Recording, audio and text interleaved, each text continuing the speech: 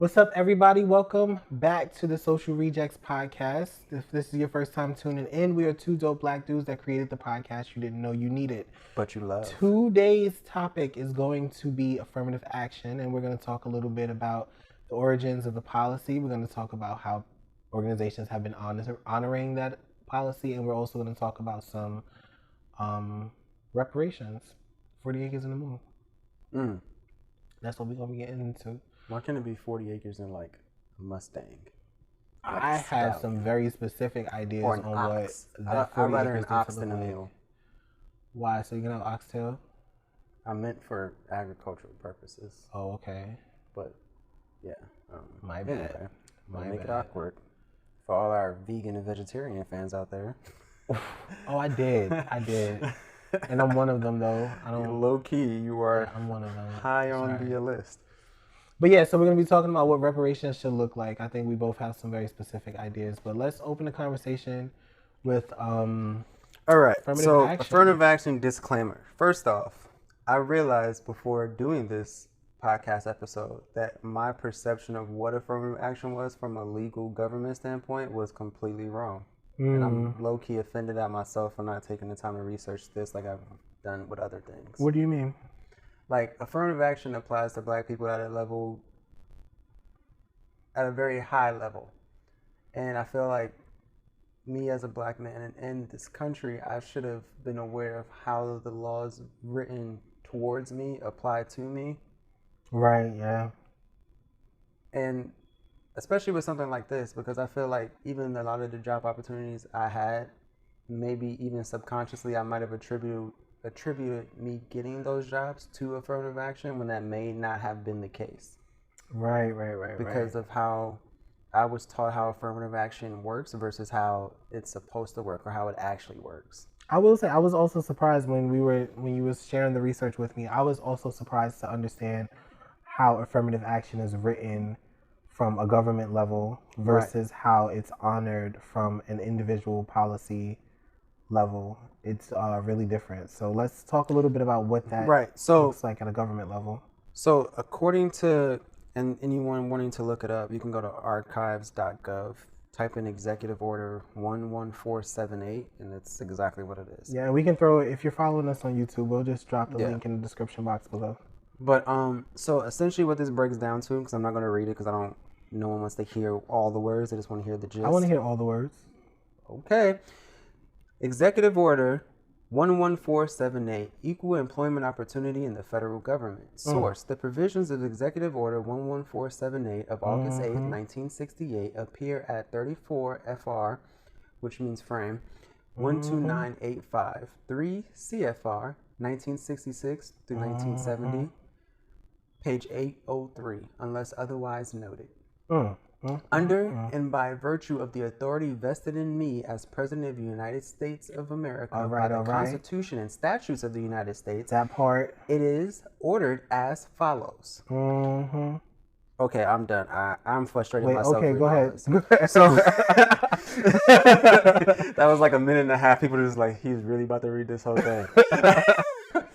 All right. So long story short, the easy way for me, I feel like, to explain it would be, I feel like, seeing as we both agree that we both had the same view on affirmative action, I feel like the majority of our listeners might also have the similar view prior to explaining what it actually is. Right. So I grew up understanding affirmative action as a black person, if I apply for a job, I would get bumped up the list to get hired solely because I was black. Right. Which is not what the directive actually talks about. The issue was during the time that this was originally written, and it was originally an executive order written by President JFK, was because black people who were equally qualified for a job weren't even getting the opportunity because they were black.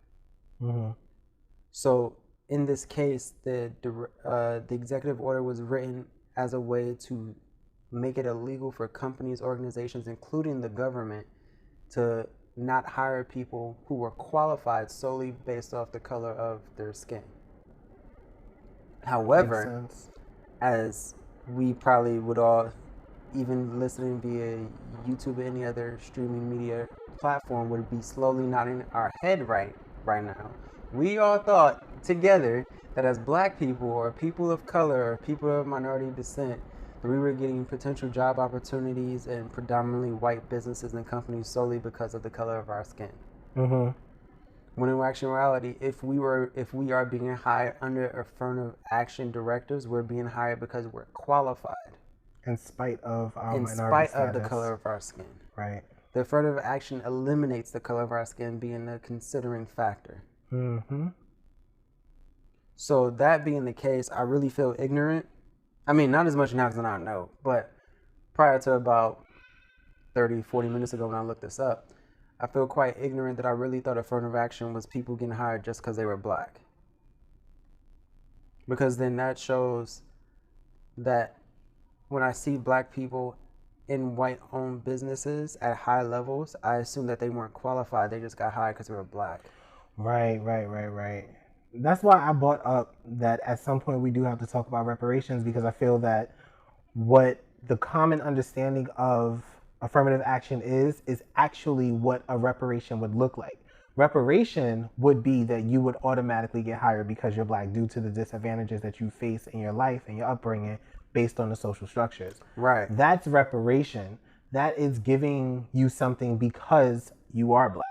Right. Whereas affirmative action is saying we can't withhold something from you because you're black. Yeah. Right. I mean, that makes sense too but I don't know, because certain jobs require skill, and skill requires education, like it requires training.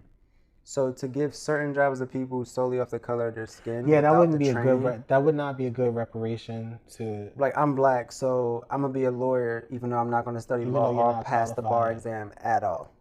I'm gonna just defend people. I can see a reparation though being that if you're a black lawyer and you're equally as qualified as a white lawyer, y'all went to the same school, you got the same scores, basing that last decision on the fact that you're black and you've had a harder life, assumably, that would be a form of reparation. But then, counter argument, what about the black people that didn't have the hard life? Like people that were adopted into white families, the black people who grew up in good, solid black families. That's why I said, assumably, that would be an example of reparation. Now, I don't think that should be the case, and I hope that is not the case that's happening now, which there's no way to really tell, because it comes down to the person actually pushing that paperwork through, what they feel. But as far as a universal law or policy, I don't think that's an accurate way of measuring reparation, because of those outliers, such as, well, what if this person actually is a more grouped minority than that black person that you're looking at? Right. Because then it brings up the question as to how much oppression dictates, or what level of oppression dictates your status on that reparations bar. You know what I'm saying? Yeah.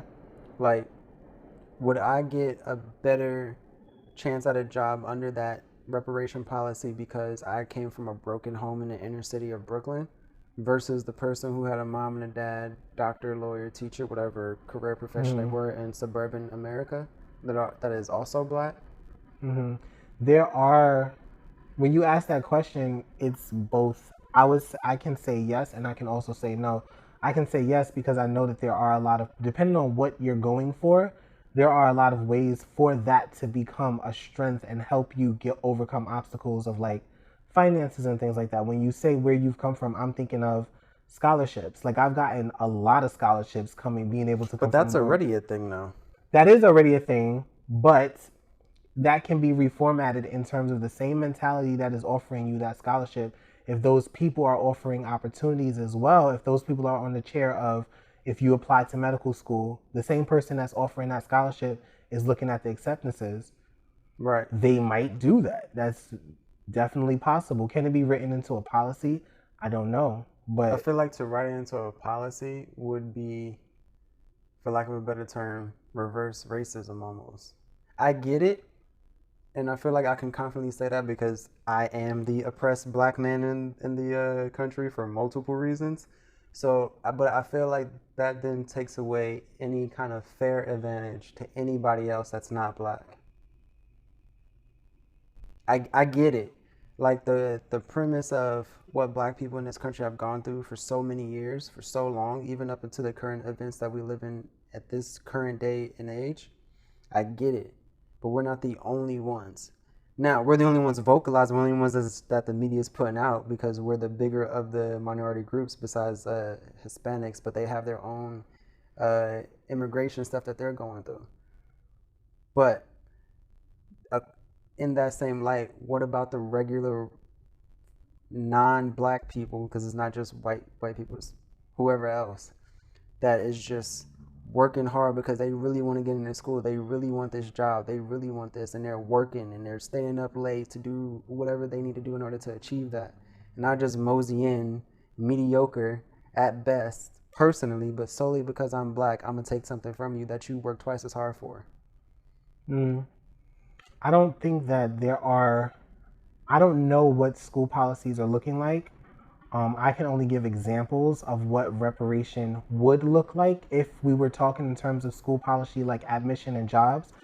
I don't think that reparation fits best in terms of admission to school or in terms of jobs. Good for education. However, what I will say is that there should always be packages based on that executive order. If we're going to steer away from the whole withholding things from you to giving things to you because of your population, there should be more than one reparation package, and the reparation should be targeting more than one minority. Because yes, black people are not the only people that are disadvantaged due to the residual effects of our nation's history. So we can't group all of the reparation packages into one. If we're talking about reparation appropriate for black people, then we have to have that conversation separate. If we're talking about reparation appropriate for Latinos or reparation appropriate for Native Americans, we have to keep all of those things separate because they're separate demographics. They've been affected differently by our country, and their needs may be very different. Right. But it's not impossible to honor all of them. Levels. Yeah, it's not impossible to honor all of them. Like you said, if we're just talking about broken homes and we're just talking about trauma, there are white people that have been left behind because they are struggling with mental illness or struggling with poverty, or if you're going to have a reparation for poverty, that's a separate package. Right. But I don't think that reparation and affirmative action needs to be automatically in the same exact conversation as black people and black people's racism, because that is a very specific niche of the depression. I agree, but then you also got to think at how is it being portrayed. You don't think Hispanic reparations, even if the Hispanic community is talking about it, they're not voicing it at a level to where the nation is looking at that as even an option. That's not even a conversation that I've heard. You're not, even Native Americans that live on the reservation, granted reservations, there's plenty of stories of how terrible that is because they don't get any government assistance, but they also don't pay taxes. Right. They also can shop and not pay tax. Like, they get tax exemptions, and certain tribes get money and stuff like that. So, I mean, for Native Americans specifically, there are things that have been done. And I feel like because of how it's had not the most positive effect on them as a people is why that may not have been implemented in a larger scale. Mm-hmm. Well, I don't know that we can necessarily, we're not going to know because we're not Native American. That's not the oppressed identities that we... So, for example, if I was to say, so I do agree that there should be some sense of African American / black reparation, but it should be more in a sense of monetary opportunity versus career or education opportunity. Yeah, we could just take the career education off the table because that's not going to fit reparation at all. No, that's not going to fit most things, to be completely honest, even affirmative action. But there are other ways to because honor reparation. The whole reason, I feel like a lot of times the whole reason people go to these bigger companies is because they're just that. They're bigger companies, meaning more opportunity to earn more money. Mm-hmm. But the reason those companies exist and there's not a black alternative is because even as within the black community, every time black-owned businesses comes up, if there's a way, even in the future, even down in the comment section, any black business owners, not online business owners, but like brick and mortar store, like physical store or office space business owners can reach out in the comment section how easy or difficult it was to get that business loan in the first place. I feel like that has a lot, that would speak a lot of volume into the conversation, because I feel like even in media and movies and stuff like that, it's always put out that it's harder for black people to go to the bank and get a loan, even to buy a house or to get a car loan and stuff like that, let alone a business loan, a business idea. Like, let's say, because let's use lawyers, because lawyers go and start their own businesses all the time. Now, there's plenty of black-owned law offices throughout the country. However, how much more difficult was it for that lawyer to get that loan? And not have to work for a white-owned business first to save up more than enough money. Right. I feel like the reparations should be in that. Yeah, I think that is important in terms of a type of reparation that should be offered to the black community, allowing black economics to thrive by check boxes. Advancing. I just thought about that. Check boxes? Yeah, like reparation survey. You get to pick. Nah. If we're talking about reparation, the sources of reparation is to repair. And I think that there has to be... You can't... I mean, I can't say no. I can't say no to not getting to pick. My thought process is that what you're seeking to repair, how you are trying to repair that damage has to be equal to the damage that was caused. Right. Well, I'm thinking about it in terms of the people who's going to receive the reparations are going to be in all different age groups, all different categories within their life. So if you say reparations towards education, what about the person that's already finished? Then that's not their reparation. Right, which means they didn't get to pick something else.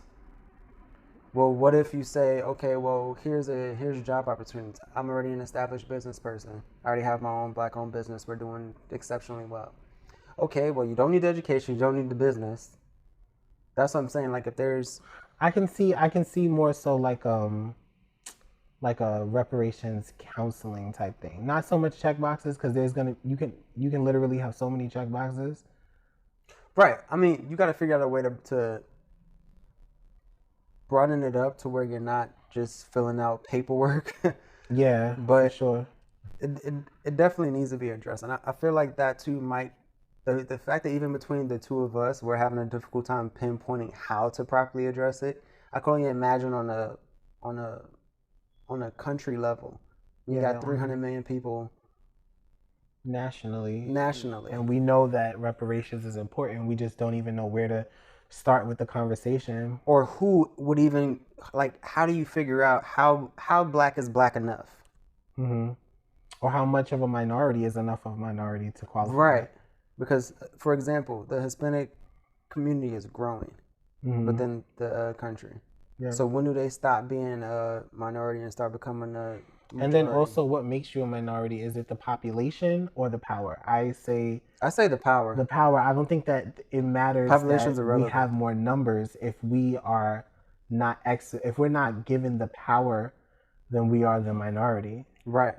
But from a political point of view, the minority is based solely off numbers. We're a minority because we're a teen percent. I don't know what team, 17, 16, 13, I don't know. Right. But we're a teen percentage. So, I mean, yeah. So we about to wrap up. This was a good conversation. But what's the moral of the story, Kendall? And Kendall, don't do too much. I make no promises. Do not do too much, Kendall. All right. Rub my hands together, Birdman style. Oh my gosh, we're gonna get canceled. So the moral of the story is affirmative action is not what you think. Affirmative action is a way for us as a people, period, as a country. It's not directed towards black, white, Hispanic. It's directed towards the people making the decisions as to where you can work, where you can go to school. Okay. You're not allowed to tell someone no solely because of what they look like. Okay. Period. Pooh. If they qualify, they qualify. And that's now, if it's between qualifications, everybody got the same qualification, then it becomes personal preference. You do what you feel best as a business owner. That's why you own the business, to make decisions you don't want nobody else making for you. Okay. But to just disqualify somebody for being black or for being Hispanic or something like that, that's illegal. Okay. That's affirmative action. Follow up, reparations needs to be discussed on a bigger level. Absolutely. And I feel like that needs to be taken care of sooner rather than later to help even mitigate some of the issues happening in the country now. Definitely. Because we're digging a bigger hole of damage. So the consequence of reparation is just becoming larger and larger. Right. If anything, it should be a public relations matter at best. Yeah. At least put it out there that you're even willing to discuss it. That'll alleviate a lot of unnecessary tension. Mm-hmm.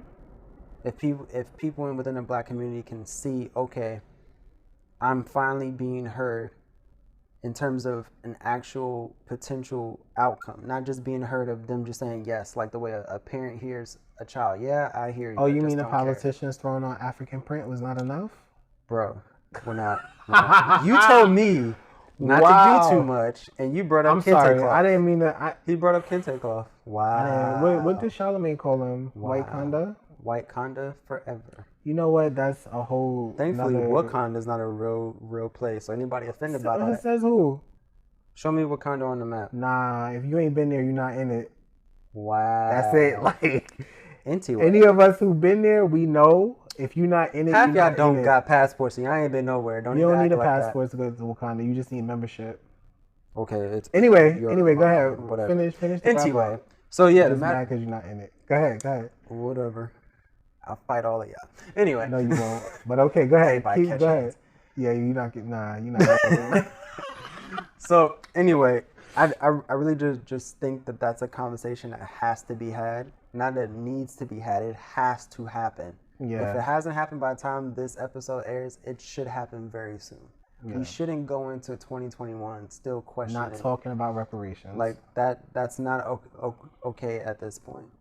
Right. All right. Well, thank you guys for kicking it with us. Make sure that you subscribe to our YouTube channel. Subscribe. Be friends with us on Facebook. Do all of that stuff. Make sure you hit us up on the Instagram.